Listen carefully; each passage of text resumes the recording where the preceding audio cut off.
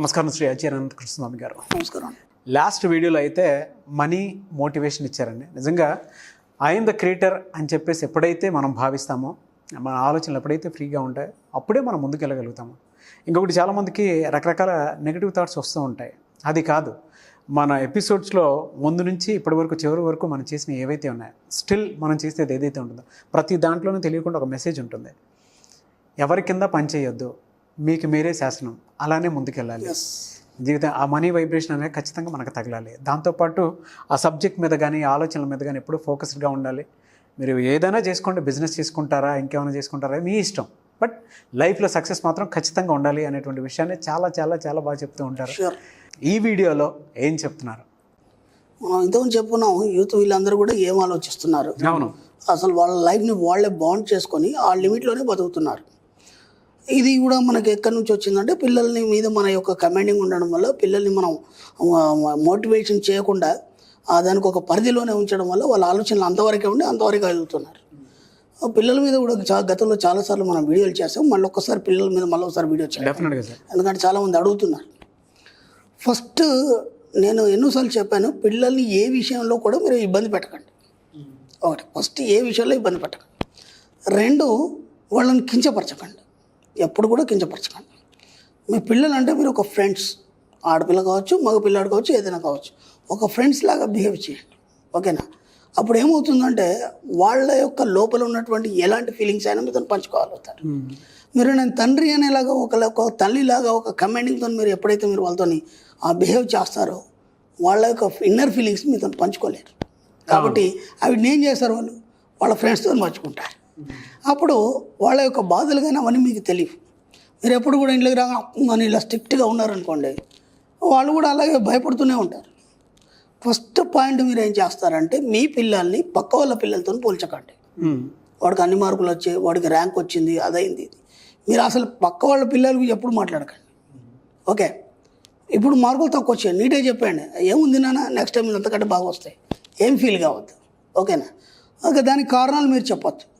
నువ్వు సరిగా చదవలేదు, లేకపోతే నువ్వు టైంకి ఇచ్చేయలేదు, అది చేయలేదు, నువ్వు స్కూల్ వెళ్ళలేదు, లేకపోతే అదైంది, ఇదైంది, కరోనా వచ్చింది, నీకు అప్పుడే జ్వరం, ఇవన్నీ కారణాలు కావు. ఒక విజయాన్ని సాధించడానికి కారణాలు ఏమి ఉండవండి. అప్పుడు ఎవరెస్ట్ ఎక్కాలనుకున్నాడు, అది ఎంత రిస్క్ జాబ్ అంటే అది ఎక్కేవాడికి చాలా ఈజీ. ఎందుకంటే వాళ్ళకి ఎంత రిస్క్ అయినా సరే వాళ్ళ లక్ష్యం ఒకటే కనిపిస్తుంది, వాళ్ళకి అక్కడ మధ్యలో ఉన్న రిస్క్ కనిపించాలి. అది మనలో అంటాలనుకోండి, ఒక గుడి మెట్లు ఎక్కడానికి ఆయుసం వచ్చేస్తుంది, కాళ్ళు నొప్పి వచ్చేస్తుంది. అవును, అర్థమైందా? కాబట్టి లక్ష్యం ఉన్నవాడికి అది చాలా చిన్నది, అది ఎలాంటి బాధలు కనిపించవు. కానీ మీరు అనవసరంగా క్రియేట్ చేయకండి. పిల్లలు క్రియేట్ చేసి ఇలా అయింది కాబట్టి నువ్వు ఇలా అయినావు, ఆ తప్పులు లోటుపాట్లు ఎత్తి చూపకండి. సింపుల్గా ఒక ఫ్రెండ్లీగా, అంతేనా, దాని గురించి నువ్వు ఎంత బాధపడుతున్నావు, ఇది కాకపోతే మళ్ళీ నెక్స్ట్ టైం కొడతావు, అది కాకపోతే ఇంకోటి, దీంతోనే లైఫ్ ఉందా, ఇది కాకపోతే ఇంకోటి ఉంది, లైఫ్ బోలెడు ఉన్నాయి, ఎన్నో ఆపర్చునిటీస్ ఉన్నాయి, వదిలిపెట్టేసాయి, దాని గురించి ముందు మైండ్లో తీస్తాయి.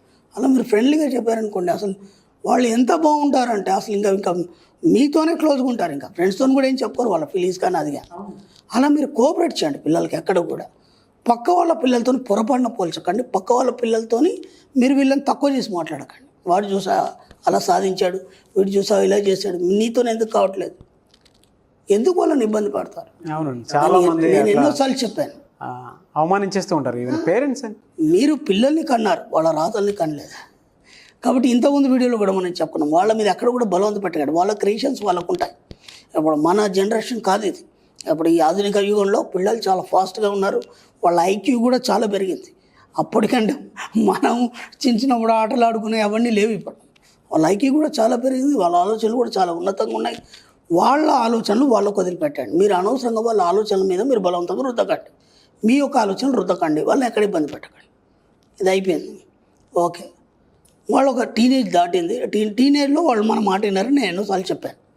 అసలు చెప్పకండి వాళ్ళకి. కొందరు వస్తాను, మా పిల్లాడు మాట వింటాడు లేదంటే చాలా మొండిగా ఉన్నాడు, ఎంత ఏజ్ అమ్మా, ఇది ఆ ఏజ్లో అలా ఉంటే వాడు ఆరోగ్యంగా ఉన్నట్టు. మీ మాట వింటే శుభ్రంగా ఇంట్లో కూర్చున్నాడు అనుకోండి, వాడికి ఏదో అనారోగ్యం ఉన్నట్టు, అంతే కదా. కాబట్టి అలాగే ఉంటారు. టీనేజ్ అయిపోయిన తర్వాత నేను చెప్పాను, నా క్లాస్లో కూడా కనీసం ఒక డిగ్రీ అయిన తర్వాత నా క్లాస్కి రావాలన్నాను. డిగ్రీ రాగానే మైండ్ మ్యాచ్యూర్ అవుతుంది. అప్పుడు మీరు చెప్పాల్సిన అవసరం లేదు పిల్లలకి. అసలు ఎప్పుడు ఏం చెప్పొద్దు, మీరు ఇంటర్లో చెప్పొద్దు, 10th చెప్పొద్దు, ఎప్పుడేం చెప్పొద్దు. వాళ్ళని ఫ్రెండ్లీగా ఫ్రీగా వదిలిపెట్టేయండి. డిగ్రీ వచ్చిన తర్వాత వాళ్ళ మైండ్ మ్యాచ్యూర్ అవుతుంది, అప్పుడప్పుడు ఆలోచన విధానం అనేది పెరుగుతుంది. అప్పుడు యుక్త వయసు కాబట్టి ఎంజాయ్ చేస్తారు, చేయనియండి. ఆ వయసులో వాడు ఎంజాయ్ చేస్తున్నాడు, అలా చేస్తున్నాడు అంటే ఆరోగ్యంగా ఉన్నట్టు అర్థమవుతుందా. కాబట్టి డిగ్రీ వచ్చింది, ఇంకా మీరు చెప్పే అవసరం లేదు, మెల్లిమెల్లి మైండ్ మ్యాచ్యూర్ అవుతుంది. పీజీకి వచ్చేసరికి వాడే మీకు చెప్తాడు, ఇంకా మీరేం చెప్పాల్సిన అవసరం లేదు. కాబట్టి పిల్లల్ని ఎక్కడ కించపరచకండి, ఫస్ట్ పాయింట్. 2 పక్క వాళ్ళతో పోల్చకండి మీ పిల్లల్ని. ఒకవేళ ఫెయిల్ అయినాడు లేకపోతే సరిగ్గా లేడు అయినా సరే ఇటు వాళ్ళు అడుగుతారు కదా మీ బంధువులు కానీ ఎవరు, ఏం చేస్తున్నాడు, మావాడు పొలాన్ని ట్రై చేస్తున్నాడు, మావాడు చాలా క్లెవర్ అని చెప్పండి. వాడు ఏం లేకపోయినా సరే ఇప్పుడు ఏమవుతుందంటే మీరు చెప్పే ఏదైతే వర్డ్ ఉందో అది పాజిటివ్గా మారి వాళ్ళు అలా లేకపోయినా సరే వాడిని అలా మారుస్తుంది. మీరు ఎన్నిసార్లు అడిగినా వాడు అంతే, వాడు ఇలా ఉన్నాడు అలా ఉన్నాడు మీరు కాంప్లైంట్ చేస్తారా, ఆ నెగిటివ్ అంత వెళ్ళి వాడికి ఆపాదించబడుతుంది. వాడు మైండ్ ఎంత బాగున్నా సరే మీ నెగిటివ్ వాడి మీద పనిచేస్తుంది. చాలామంది అడుగుతారు, ఏమండి మా వాడి కోసం నేను అఫర్మేషన్ చేయను, అస్సలు పని చేయవు. మా నెగిటివ్స్ బ్రహ్మాండంగా పనిచేస్తాయి. అర్థమవుతుందా. అఫర్మేషన్స్ పంచవు.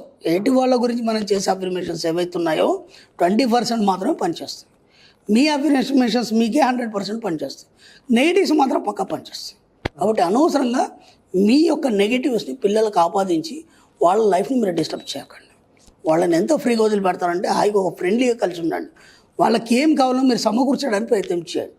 అనవసరంగా వాడు అది అడిగి నా దగ్గర ఎక్కడ ఉంది, వాడు అడగడానికి సిద్ధంగా ఉన్నాడు, ఏం అడుగుతాడో తెలియదు. అది ఇవ్వడానికి మీ యొక్క ఆలోచన విధాన్ని మార్చుకొని సిద్ధంగా ఉంటాడు. ఎందుకంటే మీరు ఎప్పుడైతే లేదు కాదన్నారనుకోండి అక్కడ డిస్టర్బ్ అయిపోతాడు వాడు. కాబట్టి వాడిని డిస్టర్బ్ చేయకండి, పిల్లల్ని డిస్టర్బ్ చేయకండి. వాళ్ళు ఏదంటే అది ఇవ్వడానికి స్తోమత కలిగి ఉండడానికి ప్రయత్నం చేయండి. ఉండాలంటే మీరు ఏం చేయాలి, డబ్బు సంపాదించడం మాత్రమే ఆలోచించాలి. వాడి గురించి కానీ, నెగిటివ్ గురించి కానీ, లేనితనం గురించి కానీ, డబ్బు లేనితనం గురించి కానీ, వీటి గురించి మీరు ఆలోచించాలి. కాబట్టి ఎవరు రెడీ టు మీరు ఏదైతే ఇవ్వడానుకున్నారో సిద్ధంగా ఉన్నాడు పిల్లలకి. ఏదైనా సరే వాళ్ళు అడగడానికి సిద్ధంగా ఉంటారు, మీరు ఇవ్వడానికి సిద్ధంగా ఉన్నాడు. ఎక్కడ వాళ్ళని డిసప్పాయింట్ చేయకండి. డెఫినెట్గా సార్. నిజంగా చిన్నపిల్లల విషయంలో గతంలో కూడా మీరు చాలా వీడియోస్లో చెప్పడం జరిగింది, పిల్లలు డబ్బులు ఇవ్వాలన్నాను, డబ్బులు ఇచ్చేయండి, చాక్లెట్లు పంచేయండి, వాళ్ళకి ఏం కావాలి కొనివ్వండి, వాళ్ళ స్మైల్ని చూడండి, ఆటోమేటిక్గా మీరు మన ఏదైతే సబ్జెక్ట్లో చెప్పాను, రెస్టారెంట్ తీసుకెళ్ళండి. పిల్లలు ఎంత హ్యాపీ. ఈరోజు రెస్టారెంట్లో వెళ్ళి భలే ఫోజులిచ్చి ఫోటోలు పెడుతున్నారు గ్రూప్లో.